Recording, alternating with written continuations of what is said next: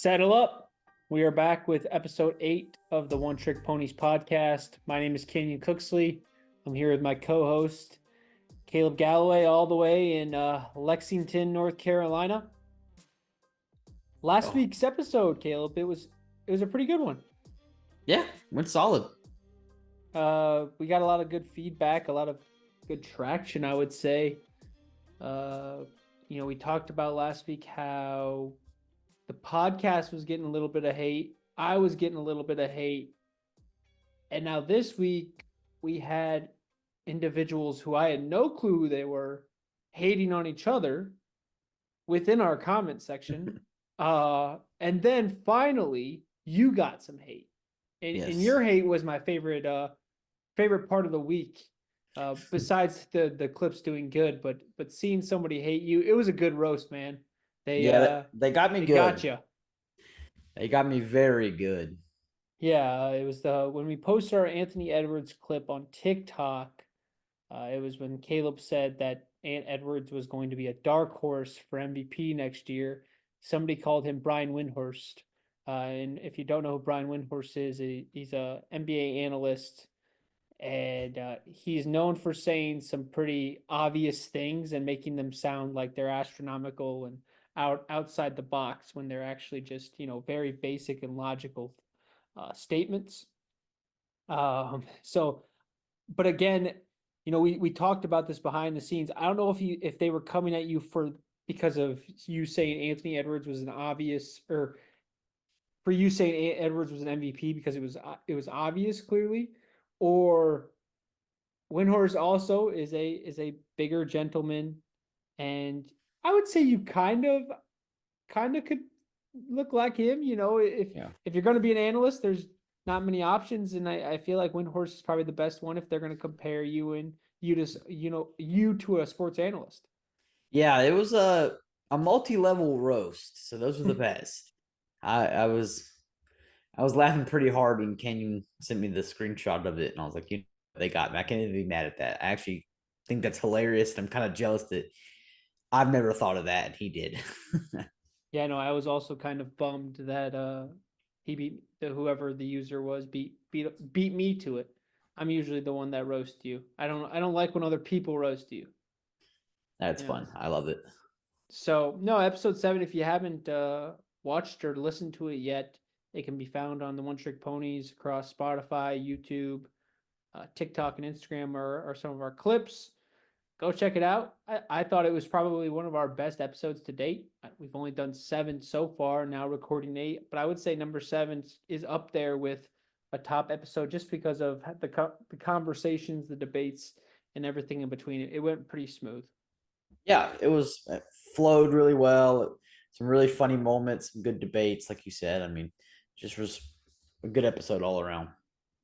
Yeah, now looking into this week, when me and Caleb usually meet for 10, 15 minutes before we record and kind of talk about what we're going to talk about. And with this episode, it's a lot different than weeks prior, because this episode, we didn't have much to really talk about.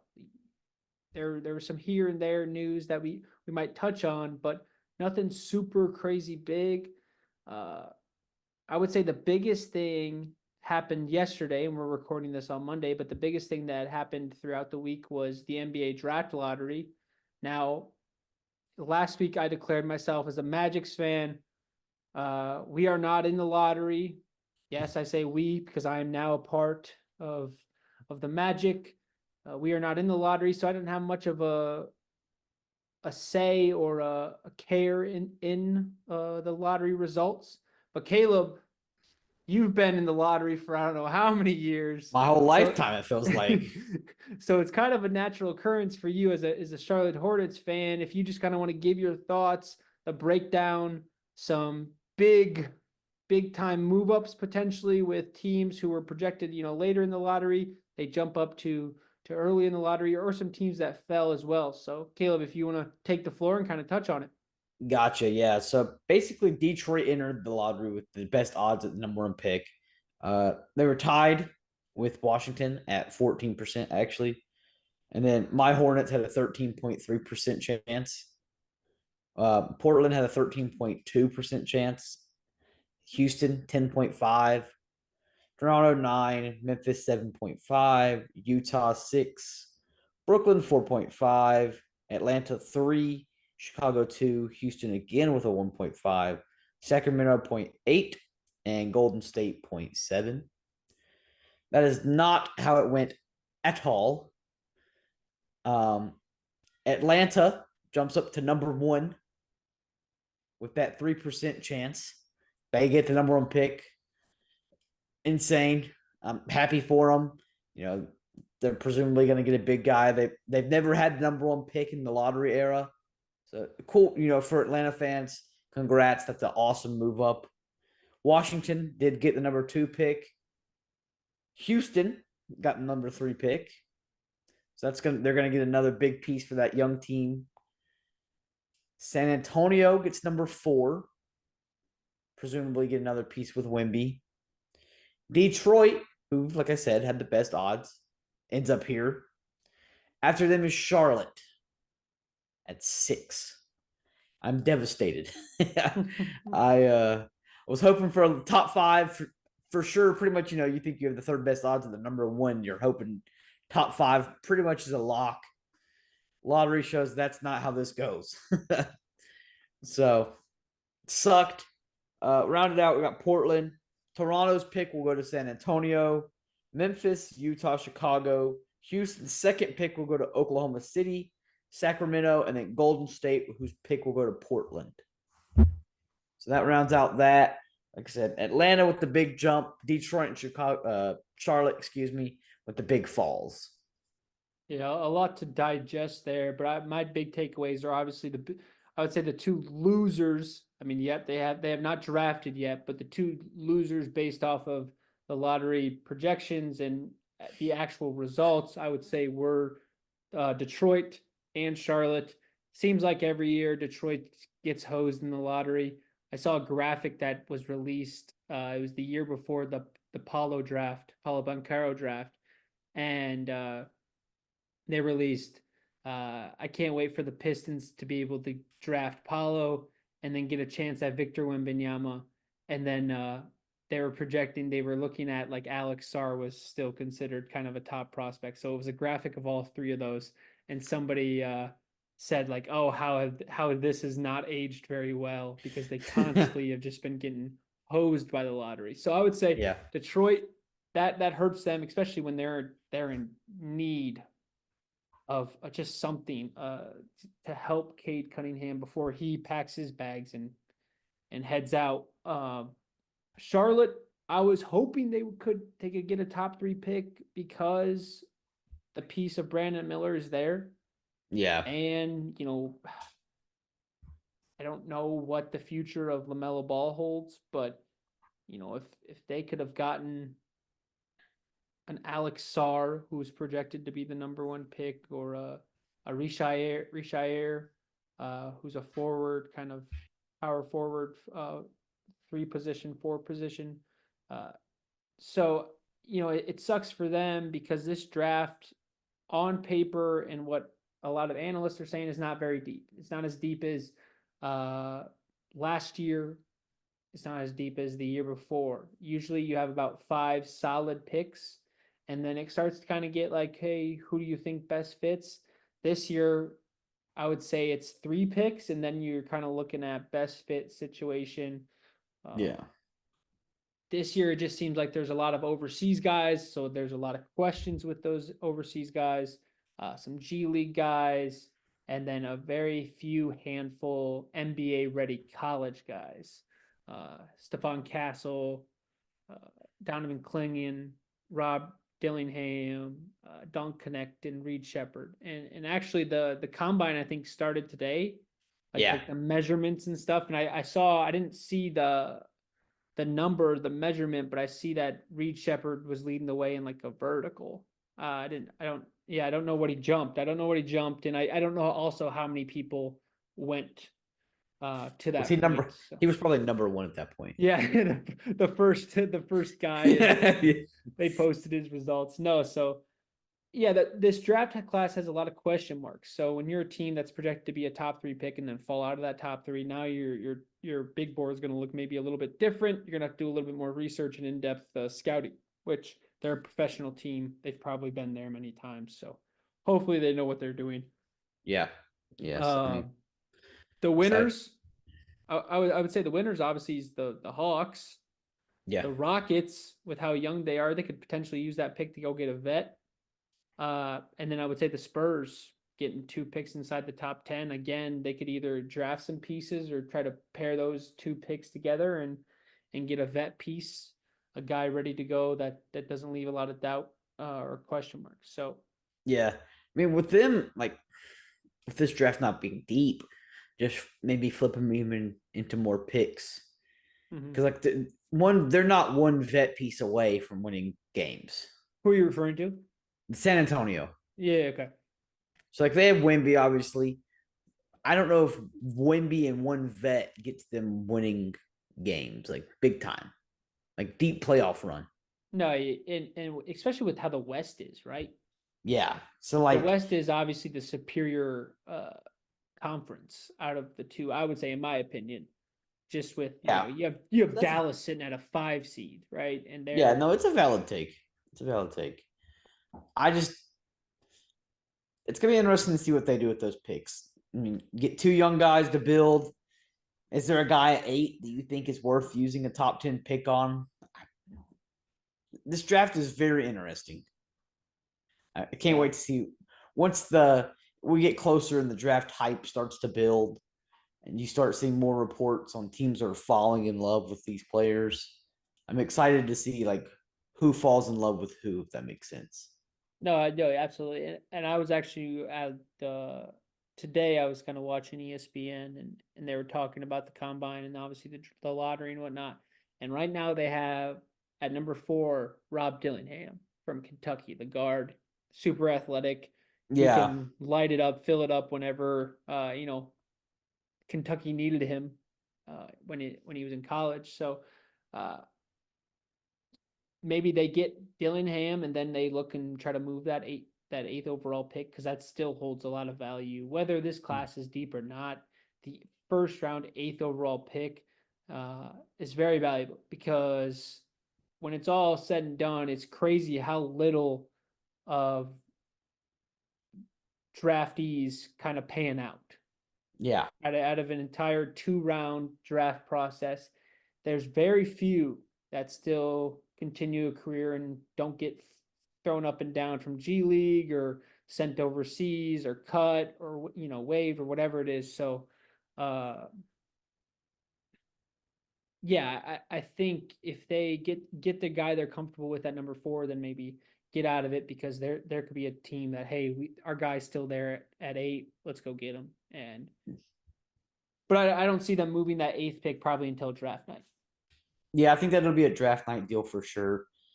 Same, I mean, Atlanta, they need a big man. It'd be interesting to see what they do. I mean, is that pick available? Because surely you didn't expect to get that number 1 pick. Mm-hmm. Maybe they try to trade it for a big guy. Who knows? I don't think you do. I think it's dumb. I think I'm backtracking on that statement. That's actually idiotic to say. Sarr could potentially be a generational guy like Wemby, 7'1" Frenchman. Lines up the same. It would be him, Trae Young, DeJounte Murray. Pretty nasty trio. Yeah, and yeah, it honestly just depends on how high the Hawks are on Alex Sarr, and if Mm-hmm. they are higher on a vet that's potentially available at that time. Yeah. Trying to think of big guys that would be available. Um, Big guys are so hard, right? There's just yeah, there's you not know a lot of dominant ones.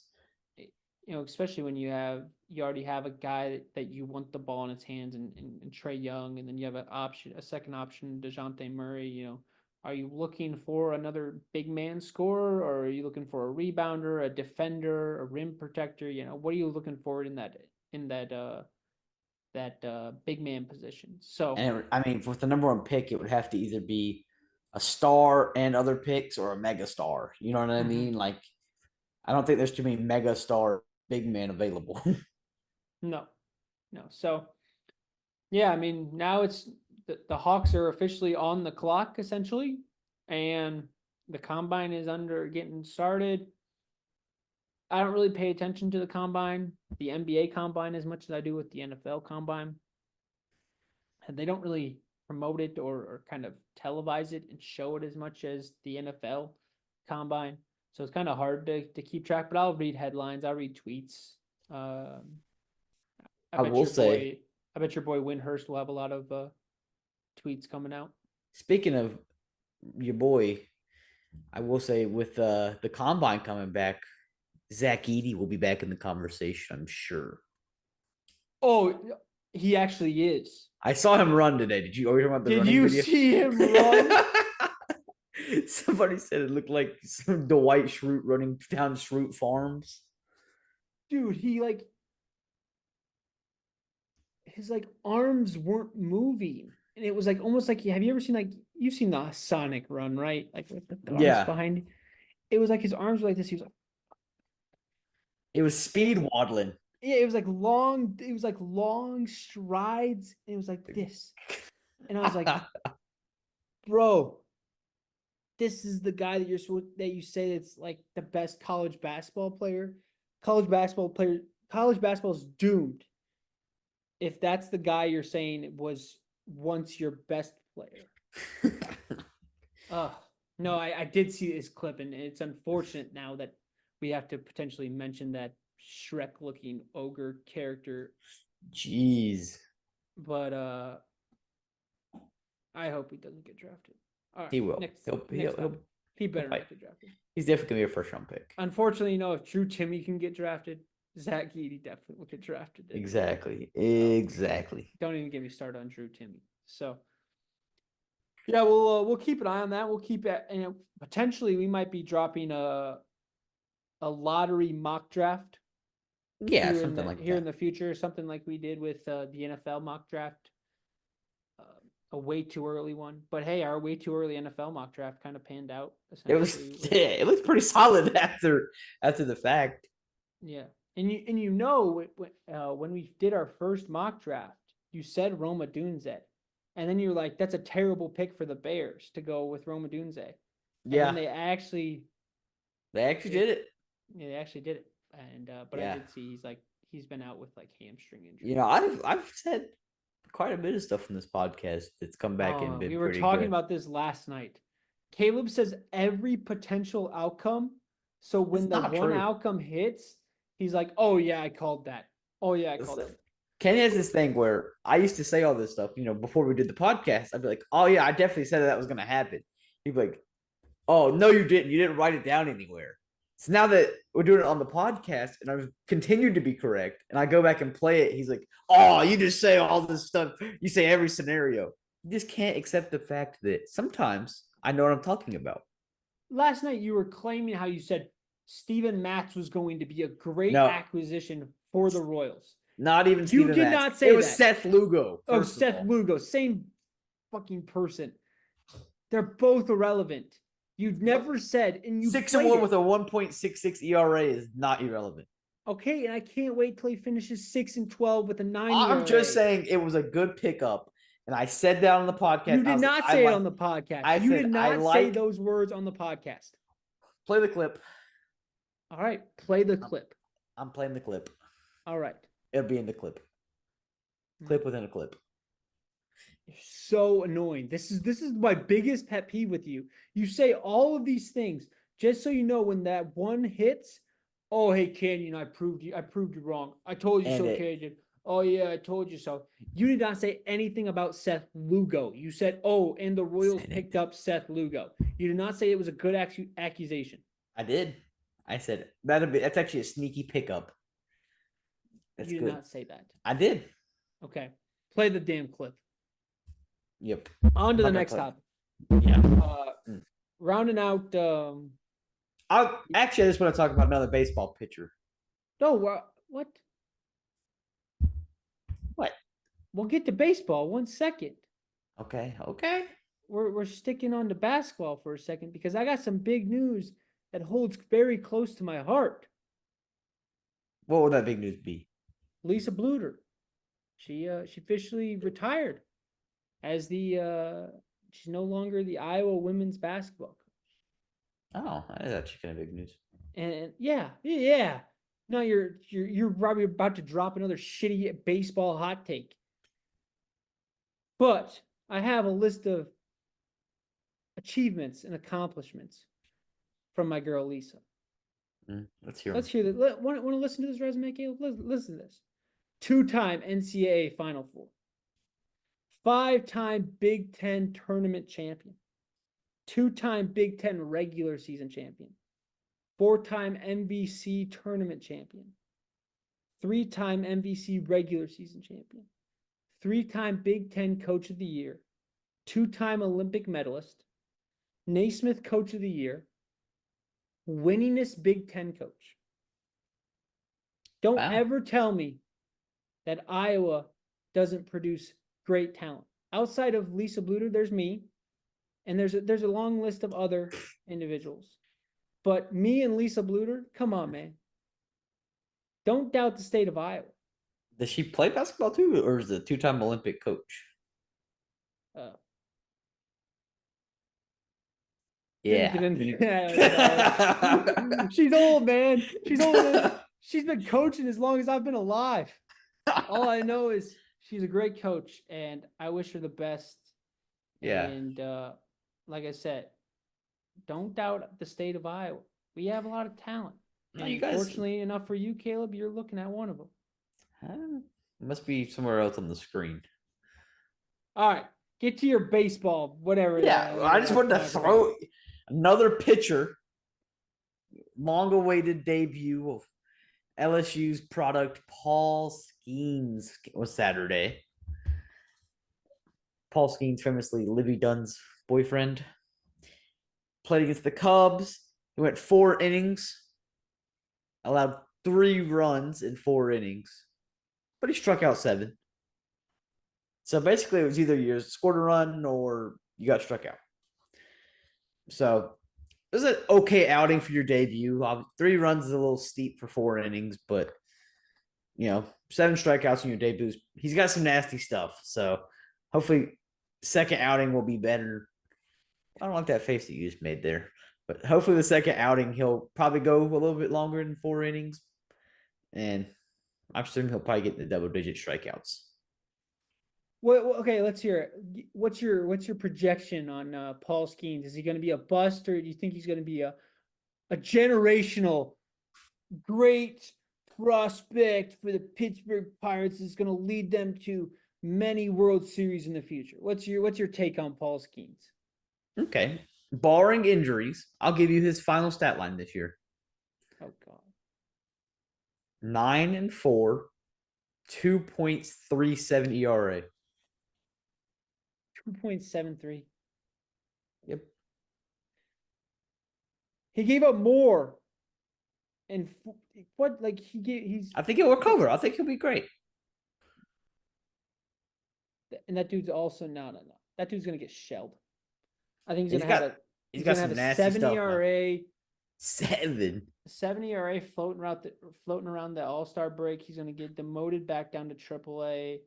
He's gonna join Jackson Holiday in the quadruple A, where they're like too good for AAA but not ready for the big leagues yet. Because as many times as he wants to throw 102, eventually, and I don't want this to happen, but we've talked about this before. The arm cannot take that. The arm cannot handle that. And I don't want it to happen to him, but I think he's going to be dealing with some issues. And I don't think he's going to be the guy for the Pirates. They're going to have to address in the next upcoming draft, get a new pitcher. I think Paul Skenes' career is already over before it began. Wow, that's disheartening and morbid. They actually have another guy too. They have Jared Jones, who's very good. Quinn Priester, isn't he up in the? Is he up in the majors yet? He's been up in the majors. I think he is wishy-washy. Wishy-washy, yeah. Mitch Keller, he's from Iowa. I know he's it's one of those Iowa bums. Oh boy, man, he's making millions, dog. Is he? Probably. At least like I one, don't I don't 1 think million. I don't think those Appalachian League teams make $1 million.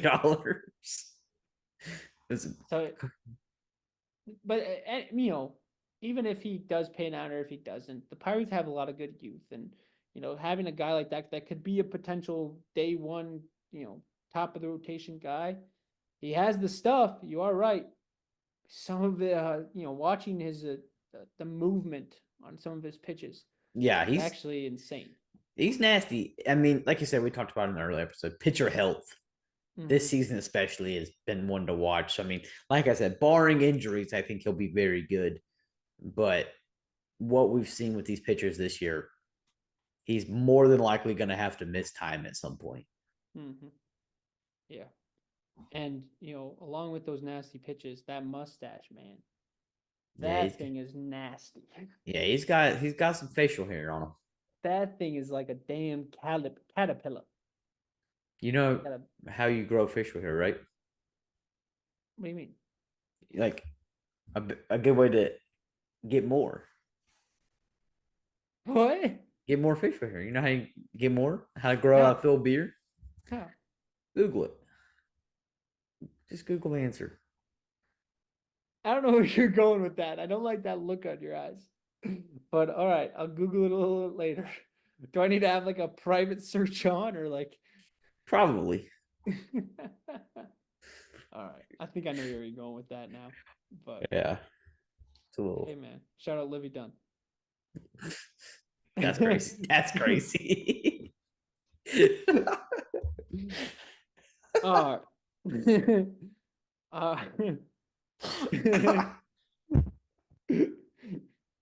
um, so for the majority of our topics today in this episode, we touched on the lottery, but now we got some smaller stuff for football, and then we'll have a big debate and conversation within the football off season and heading into next year. So Caleb, there were some pretty big extensions and big contracts handed out.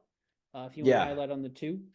So, today's Monday. Typically we try to record on a Sunday. We're having some technical issues. Thank God we did wait, because with these two big contracts, it would have been nice to talk about.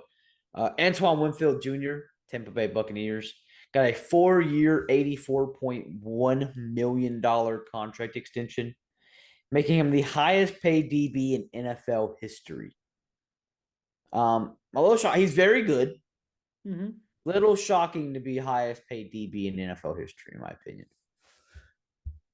Next, who do you think should be paid more than him? There's quite a few guys. I mean, I feel like this sets up potential, like PS2 is gonna get paid. Yeah, that's what I'm saying. Like, think of Surtain, think of maybe Sauce Gardner if he has the production levels that the Jets are hoping for. I feel like this contract potentially sets up bigger and bigger contracts on the road, which that happens, with the running back market, and now we see with the quarterback market in the next one you're going to talk about. Yeah. So Jared Goff, a guy that me and Kanyon both like, I think he's very underappreciated. Really not that old. People think he's some, geezer at this point, drafted in 2016. But he signed a 4-year, $212 million contract extension today. I think he's, that's a lot of money. I think that put him only behind Burrow in annual money. Correct. So yes, I had a little thing that I saw on Twitter. So Burrow is getting $55 million a year.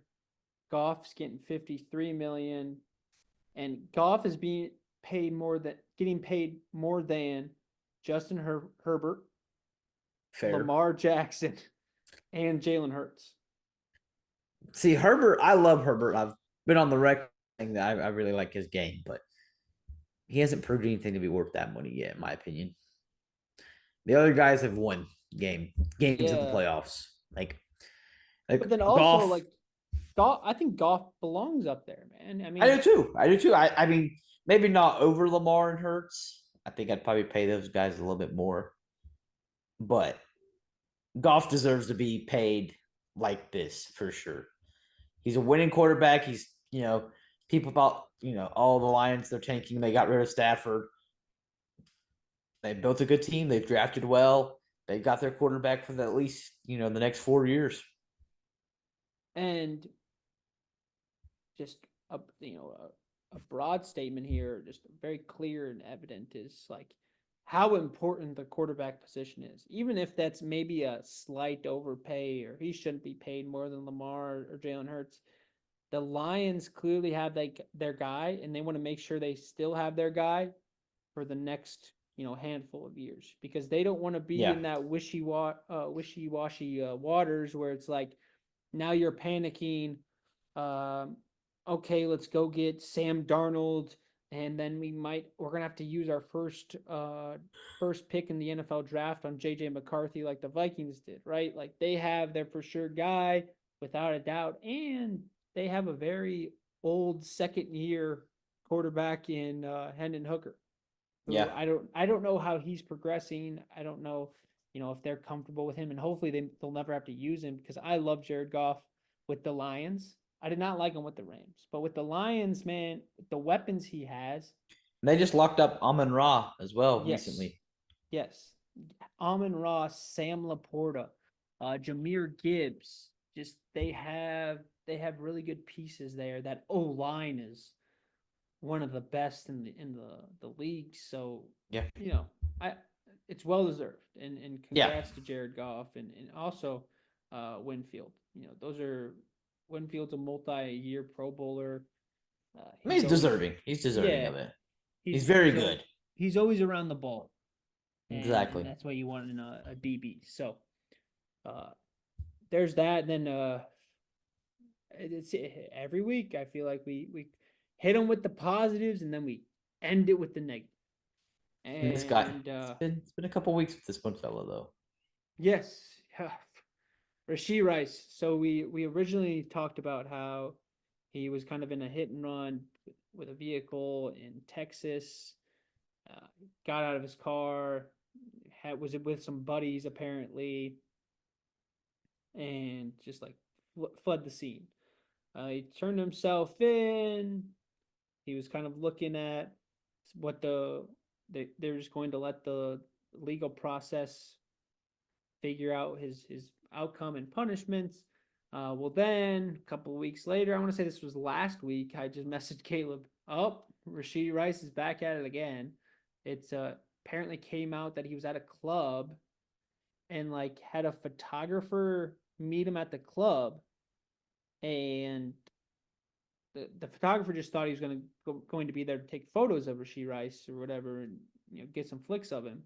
Well, he gets there and Rashee Rice just punches him in the face. Now, I don't know if they've proven that it was Rashee Rice that punched this dude in the face, but he's getting, connected with this. And then after already being in the headlines for how long with the hit and run, just doesn't look good. Yeah. Well, then the next thing I see is throughout the draft process, a lot of teams passed on him because he had a lot of character issues. And so it's finally kind of like all connecting here.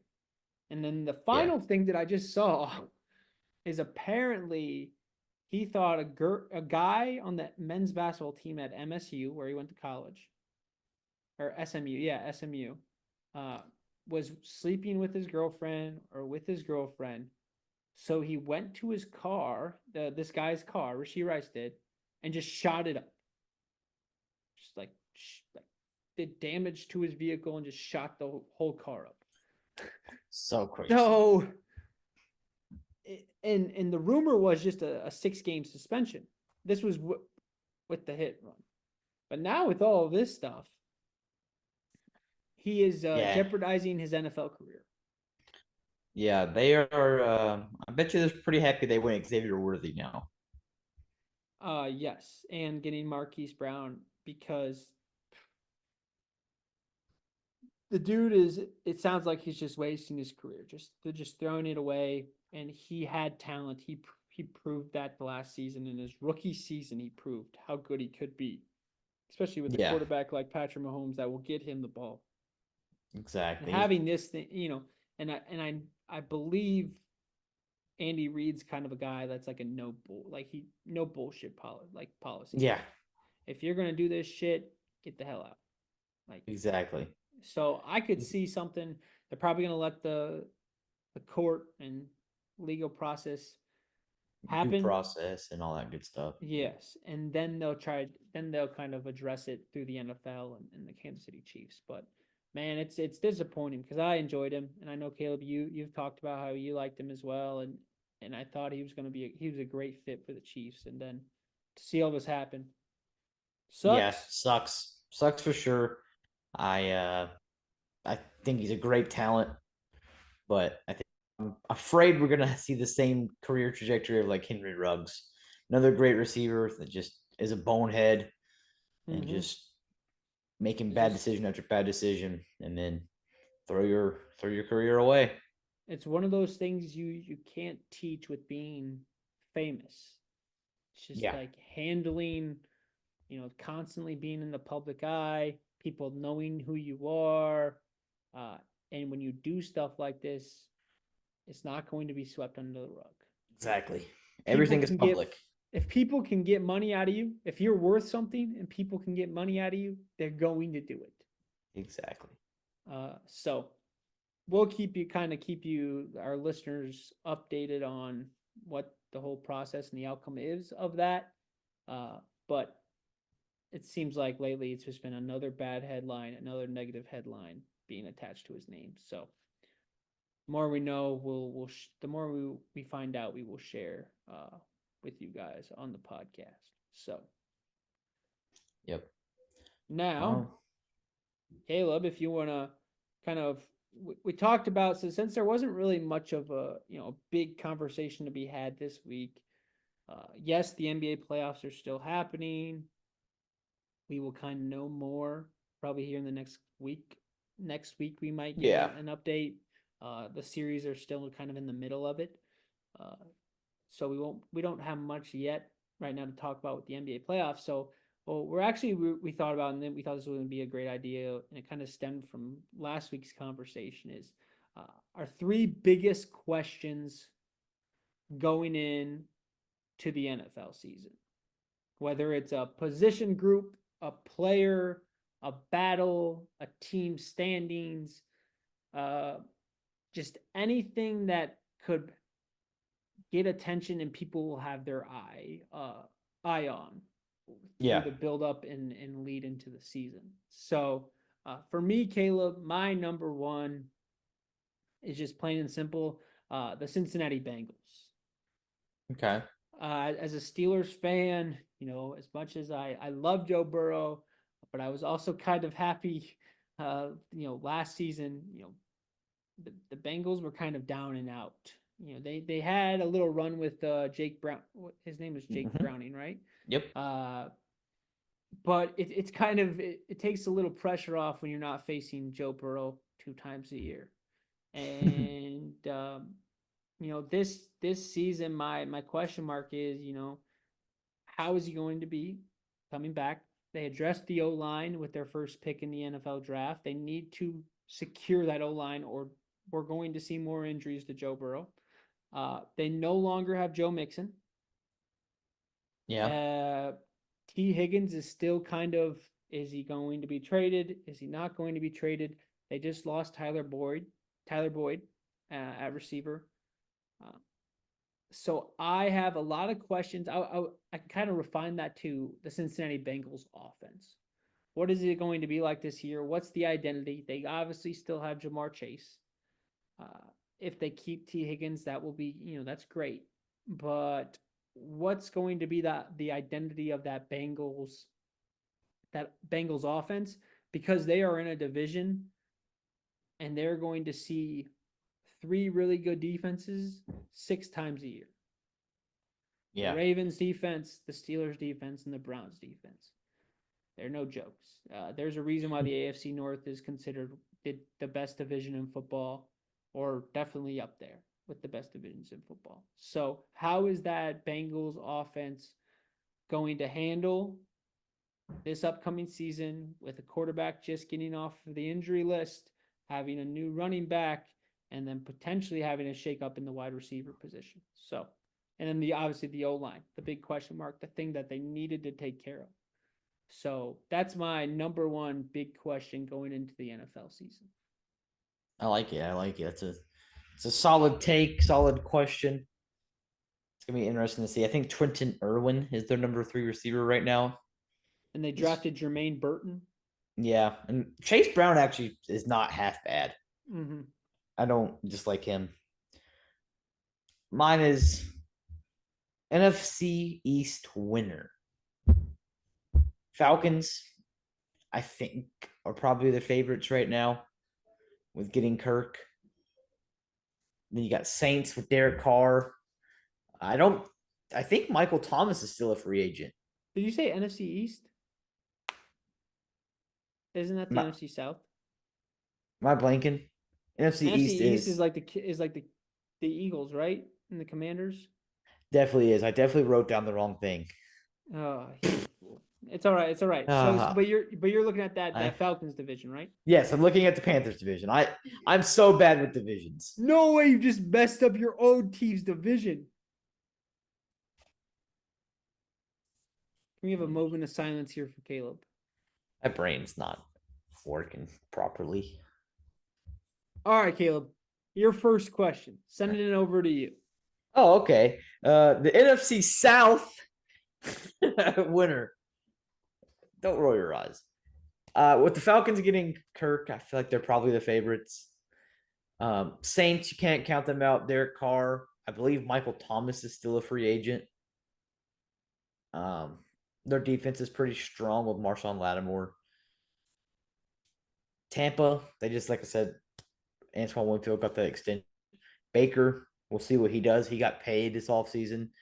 Typically, every time Baker gets paid, he sucks. That's how it's been with him. And then we have my Panthers. We're just an all-around question mark. I don't know what we're gonna do. How we're gonna if we get 3 wins, I'm happy.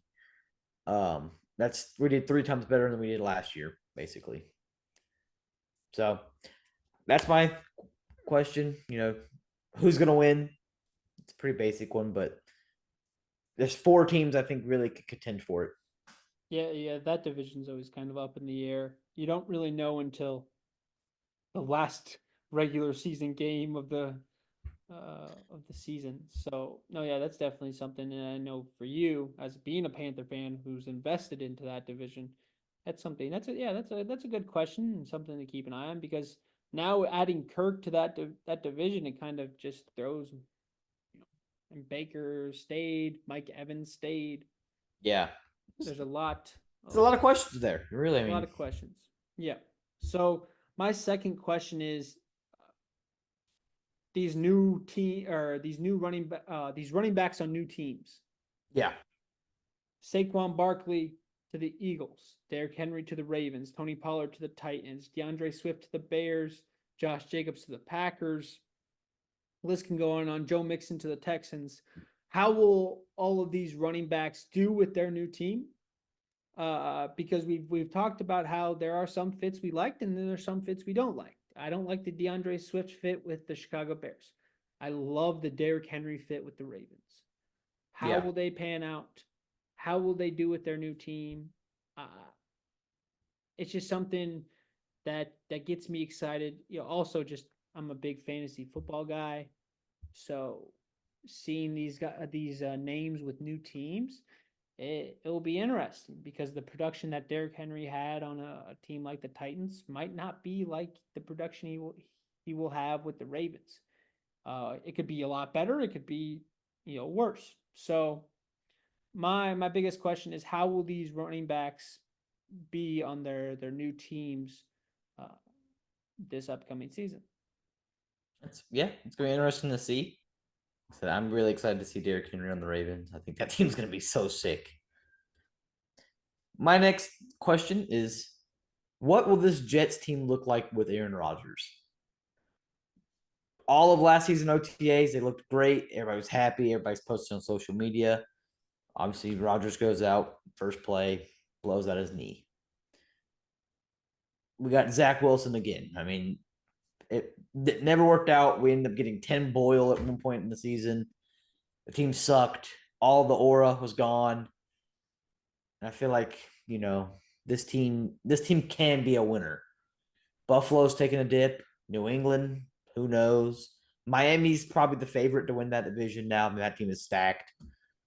So it's gonna be interesting to see what this Jets team, all the hype that it had last year, will it actually translate to this season? Will they fly under the radar in OTAs because now it's not the shiny new thing that Rodgers is a Jet? How will that aura be rebuilt with this team? Yeah, and I think with they got Fashanu with their first pick in Yeah. the draft, so they want to make sure they can keep Rodgers healthy and just give him a little bit more protection in there. And that division is wide open.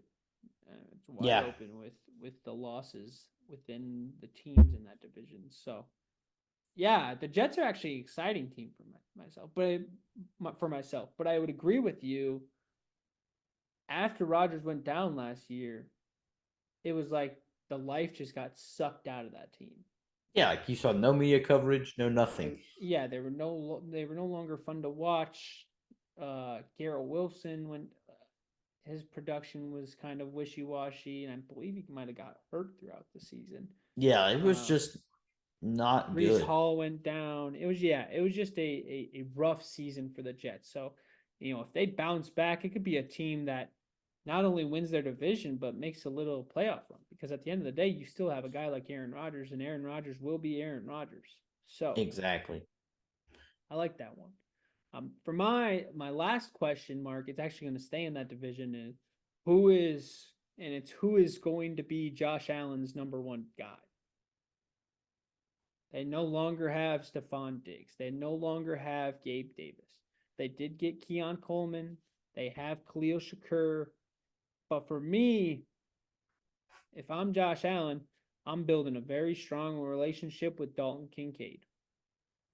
Dalton Kincaid had a couple of big surges throughout his rookie season last year, and I think he could do the same thing this year. So I think Josh Allen, he needs to have a good connection with Dalton Kincaid if that offense wants to be anywhere close to where it once was. James Cook's another individual. Give him the ball in space, let him create. Khalil Shakur is great, but Khalil Shakur also fed off of Stephon Diggs and Gabe Davis. Exactly. It's a great number 3. Yes. Keon Coleman, uh, from all of the videos and individual stuff that I've seen throughout the draft process and up to this date, I've enjoyed, but does that translate over to the football field? Exactly. You can't really tell right now. So I don't know. And does Josh Allen have trust in a rookie receiver to lead the way and lead the offense? I feel like he might lead more towards Dalton Kincaid there just because he already has a year with him under his belt. So my last and final question is, who will be Josh Allen's number one guy, number one receiver throughout next year? I like it. Mine is about the Bills' biggest rival. How dominant will the Chiefs be with multiple receivers? You have Xavier Worthy, speedster, just like Tyreek Hill was. You have Marquise Brown, when healthy, very solid receiver. Let's say for some reason Rashee Rice only gets that 6-game suspension. That's 3 total receivers that are all capable. Because Xavier Worthy, if you only have him in the slot like you had Tyreek, his first couple of years, that doesn't explode. You don't need him to be some big target. As long as he's not John Ross and just fast and can't catch a football. If he can catch a football and be fast, you got Marquise Brown, stay healthy, and Rashee Rice, we're hoping is maybe only a 6-game suspension. How dominant can this team really be? And then you gotta add Pacheco and Travis Pacheco, Kelsey. Exactly. Exactly. I'm not even talking about the other positions, just receivers in general. But you can't count those guys out either. The O line was improved last year a little bit. Kelsey had a down year, but that's Kelsey. He'll bounce back. Defense, they got Chris Jones. They did lose L'Jarius Sneed, which is a big loss for them. They still have Trent McDuffie out there. They have another corner as well. I'm blanking on his name, but Chiefs fans really like him. I can't. Is it a? I don't think it's like It's a not big name. It's not like a big name though, is it? no, it's No, not a okay. big superstar or anything, but it's just like a very good corner. Let me try to keep talking and let me try to look it up. So I mean, they've got the pieces on defense still. I they lost Willie Gay, I believe, to the Saints though. Mm-hmm. That's another kind of big loss. But I think their offense could be rejuvenated to a point where they are highly, highly respected yet again. Yeah, was it all right, let me look at their depth chart here. We got Trent McDuffie, Joshua Williams, Jalen Watson. I think it's Watson. I think Jalen Watson's Watson. the one that they like him a lot. Yeah, and then their secondary is Justin Reed and Chamari Connor. Yeah, Justin Reed's also very good.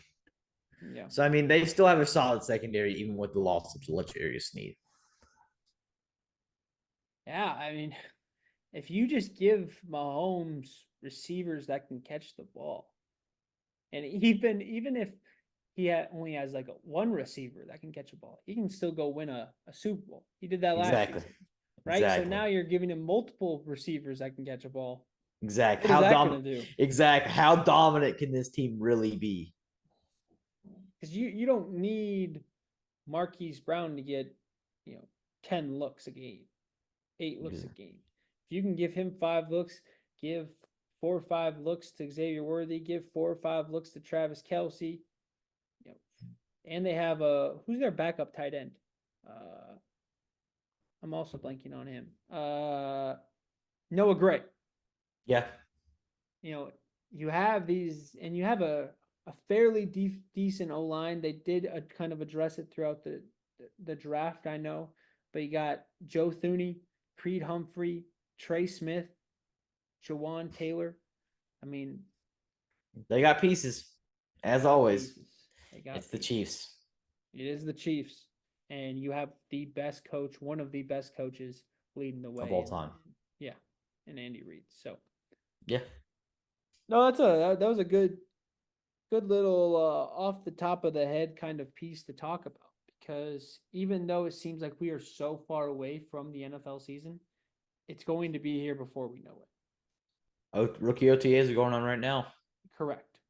And my boy Leggett looks good, man. I saw Roman Wilson. He was just doing some route running and stuff. Woo! I'm excited for him as well. Bro, Leggett took the top off one of the corners, man. I was like, oh man, I hadn't seen that since before Kelvin Benjamin was fat. Who's gonna have the better rookie year, Roman Wilson or Xavier Leggett?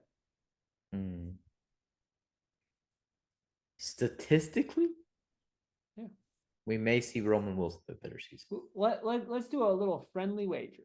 I just said your guy. Yeah, no, but let's do a friendly wager. Okay. Unless you think it's going to be Roman Wilson. Who will have the most touchdowns at the end of the year? Well, where's Roman Wilson on your guys' depth chart? Probably 3. Okay, so Legett's probably 3 as well. That's they'll probably put him out wide though. They're not gonna like I'm saying like Deontay Johnson, Leggett, Thielen in the slot. Yeah, probably. I don't know. It can be close. Do you think Leggett will have more touchdowns than Roman Wilson? I'm gonna go with Roman Wilson. Okay, all right. We don't have to do a wager then. I'd take my guy too. For the Steelers, man. Or winners. You guys have okay. We are winners. What do you mean? All right, buddy. Name the last time Mike Tomlin went under 500. Exactly. Never. Anyways, I just don't know how many targets Legett's gonna get in that offense, but I think he's gonna be a game changer. So that being said, who knows? Who knows? But football season is pretty much. I mean, college football is right around the corner, and Oof. Speaking of college football. We got some pretty crazy news. And I don't know how this did not make our itinerary, Caleb, but the deluxe edition of NCAA football, the video game, just came out. Oh, really? And or like the cover of it. Did you Yeah, see the cover? I did see the cover. What are your thoughts on the first three players in the front of the cover? So it's Quinn Ewers, Donovan Donovan Edward, Edwards, and Travis Travis Hunter. Hunter. I like it. Hunter, I knew it was going to be Hunter. I mean, that he was about a guarantee. Donovan Edwards is interesting. I guess it's the only key player, I guess, left from the national championship team. Ewers is very marketable, 5-star guy, kind of going to be a top pick. I know Quinshawn Judkins is kind of right there too. Milrow, Beck. Milrose right there, Beck's right there. I think I don't hate it. I like it. It's a very good return cover. I wanted Dion in the middle, Shador, and Travis Hunter. So you wanted the Colorado cover. You know. There, I will about put it down that they're gonna do like regional covers. Like team covers. I don't know. I could Maybe see him something in doing the that. future. I could see him doing that, or like some type of. I know back in the day we used to pre-order games like loading, like for PS4, they would give you like these screens to make like your background, like backdrops for your PlayStation, and you got all the teams. I'd love to see them do that again on the PS5. Like all the licensed teams, you get this background for. You know what I'm talking? Do you know what I'm talking about? Yeah. I know what you're talking about. I'd love for those to make a return with NCAA and like having a Carolina one, a Bama one. I know it's not the same as the cover of the game, but you could do something like that with it. I think it'd be very cool. You know how tilted people would be if it was a Dion, Shador, and Oh, it'd be Travis Hunter cover? stupid. People hate. I mean, People hate Dion kind of does it to himself sometimes though, but I love him. He and stay with me here. Dion reminds me a lot of myself. He likes to like instigate people. He likes to like push buttons when he knows those people don't want those buttons to be pushed. He likes pushing them to create problems and situations and to go back and forth with individuals. Yeah, I could see it. You guys also kind of look alike. Yeah, I'm pretty much Okay. high stepping into the end zone, baby. But no, so that's exciting, man. When that game comes out, Caleb, how many hours we putting in? Well, if our ADHD lets us do it, as many as possible. What is your first team you're going to use? NIL deals, the scholarships, because they're reportedly going to have all of that in there. Probably A&T. I'll probably use A&T. North Carolina A&T. I'm assuming they'll be in the game. If I'm trying to think of who I'll use. I don't know, man. And they're not having coaches in this first year, so we won't see. That kind of sucks. I didn't know that. We won't see any Matt Rule, unfortunately. That we can't. Thank God they did us a favor. I would. That would be Nebraska, choose yes. Nebraska and then fire him immediately. Ban him. Ban him from the NCAA. Yes. No, I don't even want to know how many hours I'll put into that, but it's going to be a fun time. And it's a game that if they do it correctly, man, I don't know if I'll ever look back and go to Madden. Yeah. Because Madden is just literally a copycat game every year, and they just change the people's names, covers, and teams. So I'm also excited to see how they do Ultimate Team in this. No, there's so many things that I'm curious about. Like the NIL deals, the scholarships is very interesting. Do you think they'll? I mean, they'll have legends, right? Like the recruiting process. I don't know. I have not looked into many details because I want it to all be a surprise. Because God, could you imagine like legendary teams, like when you're playing like one like friendly versus or whatever, like just play now, have like the 85, I don't know, what Bama LSU team, year was that with Joe Burrow and like the Justin 2019 Yeah. LSU team? That'd be sick because EA has the rights to those guys already. Yeah, and they've done that with like 2K before. Yeah, 2K's had historic teams. Yeah. So that would be sick. Reggie Bush. Yeah, the 05 USC Trojans. Oh. Matt Leinart, Reggie Bush. Oh, That'd be nasty. the undefeated Hawkeyes. I don't know what year that was. The That 2011, 2012. I don't know. Yeah, the Hawkeyes Iowa went Hawk. undefeated in the regular. Yeah, in the regular season. I don't believe you. You don't remember that? I don't believe you. Let me look it up right now, and then we can wrap this up. Football. You know, it's getting dark in here. I didn't turn the light, and it's slowly getting darker and darker behind I've me. noticed that. Oh, so I was completely wrong. But no, wait. The Oh, Iowa, the Iowa football team has had 12 undefeated home seasons. No, not home seasons. What? Yeah, 2015. 2015. They with CJ Beathard, baby. DJ beat hard. Yeah, they went 8-0 in conference, 12-2 overall. Wow. But they beat Illinois State, beat Iowa State, beat Pittsburgh, beat North Texas, beat number 19 Wisconsin, beat Illinois, beat number 20 Northwestern, beat Maryland, beat Indiana, beat Minnesota, beat Purdue, beat Nebraska. They lost in the Big Ten championship against Michigan State, and then they lost to Stanford. That's when CMC obliterated them and became their dad. So that's a lot of beating. Iowa did a lot of beat down that year, 2015. I was just a little pup. I was 15 years old. What were you doing in 2015, Caleb? Is that when you were paralyzed? No, I've been eighth grade. Eighth. What is eighth grade Caleb doing? Hating life really. Oh, jeez. Yeah, What were you going through in eighth grade, man? you know, the usual eighth grade stuff. Was that so? That was after the paralyzation. Yes, I was not paralyzed in eighth grade. What year were you paralyzed again? I was like 7. Man, I want paralyzed Caleb back. I do not. Maybe that for the historic teams in NCAA, they can bring back the paralyzed Caleb. They'll bring back Sick. historic players, and they'll bring back paralyzed Caleb. Well, I never played football, so Yeah, you said you played like flag football. I played flag football. That's not real football. I don't like this. Do we have hot we can takes or wrap it something? up. We can wrap it. Oh yeah. Let's do our hot takes very, very quickly. We finally got hot takes. We finally posted on the right time. I need to go work out, so yeah, we're gonna run through these. And we got Monday Night Raw on tonight, and we got to edit. We got to do a lot of things. Yeah, I It's might have to already go grab me a liquid heart attack. it's already 6 o'clock here in Nebraska. So,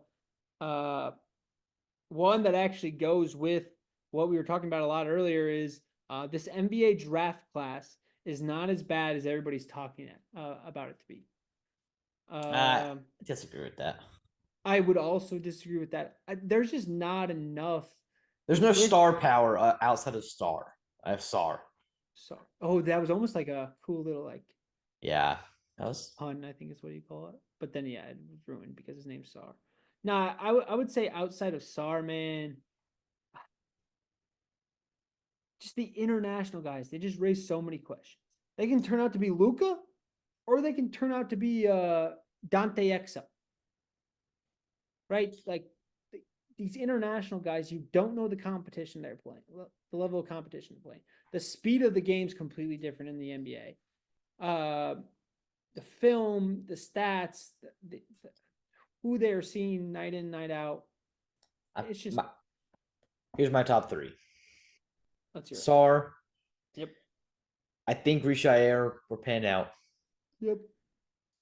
And the player I think can potentially be the best in the whole draft, Rob Dillingham.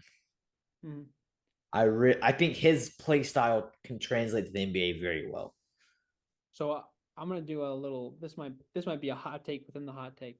My top 3 are Rob Dillingham,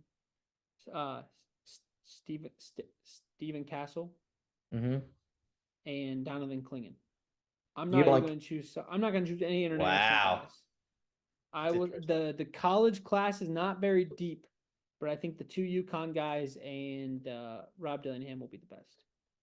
But then I could also see Stephen Castle become like a guy like Jared Culver, like just a guy in the college that dominated the college scene, but when he got to the NBA, he was completely lost and never panned out. So I don't know. I don't like this year's draft class. I'm still gonna watch it. I'm still gonna be attached to it.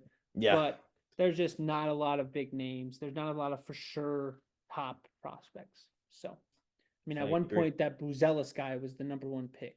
Matas Buzelis. Yeah, and he's fallen all the way to like after the 10th pick or something. I saw. Yeah, so, I mean, Reed Shepard was projected #1 for like 3 weeks. Yeah, exactly. #1 pick should not be changing every 3 weeks. But exactly. I think that just kind of shows with the NBA draft class. So the next hot take I have is, out of all the quarterbacks drafted in this year's NFL draft, JJ McCarthy was drafted to the best situation. I like it, but it's hard to say that with Caleb Williams and that Bears offense. Yes.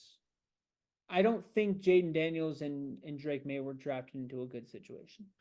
Drake May doesn't have any receivers, and Jaden Daniels has a terrible O-line. Yeah. So it's going to be JJ McCarthy or Caleb Williams. I would lean Caleb Williams just because he's the #1 overall pick. What are you going to say? So Bo Nix has Cortland Sutton. I mean, he was a top. I did not have a first round grade on him. So, like, I don't think. And then Penix won't start. So, yeah. No, but with Caleb Williams being drafted to a team that has Keenan Allen, DJ Moore, Rome Odunze, now with a running back room that could potentially do something. Cole Kmet, a defense that was flying around last year, arguably the best corner in the league in Jalen Johnson. I would say Caleb Williams is the best situation, and then JJ McCarthy. You can't ignore that JJ McCarthy was drafted to a team with the best receiver in the NFL, and Justin Jefferson. And Jordan Addison, TJ Hawkinson. They signed Aaron Jones. They have a good O-line. I mean, they've got a very nice team as well. It's overall, I think the Bears are better than the Vikings with that defense, comparing defenses. Offenses, in my opinion, look very similar. Yeah. Yep. So, and the fun thing is they're in the same division, so they'll be able to go up against each other twice a year. So we'll see, and but I will lean Caleb Williams for the time being. But you cannot ignore what JJ McCarthy was drafted to. But I do not like JJ McCarthy. And this one also fits with your Paul Skenes conversation. The Pirates will win the NL Central in the next 5 years. Depends on what the Reds do. Depends on what the Reds and the Cubs do. Yeah, they're the Cubs in there too. The Cubs got that Shota Imanga. Imanga, man. He's not lost yet. He's among us. All right. Why'd the headphones have to come off? I was gonna leave, but I didn't feel like getting up. Yeah, and they got Pete Crow Armstrong. And the Reds, I mean, the Reds are the Reds, man. They got Nick Lodolo. Is Nick Lodolo even up yet? Yeah, he's been up for a couple years. He's been okay. Okay, I'm solely basing that question off of an MLB The Show. He still has like a prospects card. So I didn't know if he was still a prospect. But then they have Rhett Lauder, who he has not been called up. Correct? Not been called up. So they have him, then they got De La Cruz, Noel Marte, who's been suspended because he had Matt McClain. Spencer Steer. Steroids. Spencer Steer. So Christian I would say on Strand. He's been struggling. He has one of the worst WARs in baseball. Fun fact. But I would say the Reds and the Cubs will probably take that for the next 5 years, so I do not see the Pirates. Yeah, it depends. I mean, the Pirates, they have Tumar Johnson still to get called up. You have I'm blanking on the kid's name. We talked about Jared Jones. We talked Jared about Jones, Skenes, Paul Skenes, Priester, O'Neal Cruz. They have Cabrian Hayes. Yeah, I mean, it's gonna be it's a youthful division. Yeah. I mean, the Cardinals are still there. I know we've talked about them before and how old do you think they are? But they also have a lot of youth in that team as well. Mason Wynn. Then you got the Brewers, and I think the Brewers right now are in like an identity crisis. Yeah. Now Corbin Burns. Christian Yelich is aging. Yeah, I think they're kind of in an identity crisis. But I mean, I could see the Pirates finishing as in the next 5 years. I could see the Pirates finishing as high as 2, but then also finishing 4th, as low as 4. So That's a fair assumption. Yeah, that's where I see on that. I don't think they'll be last, but I don't think they'll be best. I like it. I agree. All right. Well, your room is quickly getting darker and darker as we speak, Caleb. Yeah. Pretty soon I'm just going to be talking to myself here, so we can wrap this up. And again, I got to go work out, and I got to make time here before Monday Night Raw. So Yeah. this was a good episode, bearing all of the terrible technical difficulties. Yeah, we're not even gonna get into that. No, Caleb's Wi-Fi. I want to say we got to the draft lottery conversation 4 times. 4 times, and Caleb's Wi-Fi just shit the bed. He would freeze, and then he would come back on, and he sounded like a robot. And I don't know what happened. We don't know what happened. It was frustrating us last night. We were trying to record last night. Clearly, we just were fed up. It didn't work out. It would not have been a good podcast because I was pretty heated towards that last time it happened. I was angry. Yeah, I was just like confused by. It was like timing up perfect right when we got into the draft lottery. Yeah. So, but we got through it. We are here. We got episode 8 done. Yep. Keep following us. We appreciate you guys. As always, the One Trick Ponies podcast. You can find us on TikTok, Instagram, Spotify, and YouTube. So keep the notifications on. Keep liking, keep sharing, keep reposting everything we put out. We appreciate that. And we will see you guys all next week. Caleb? Bye.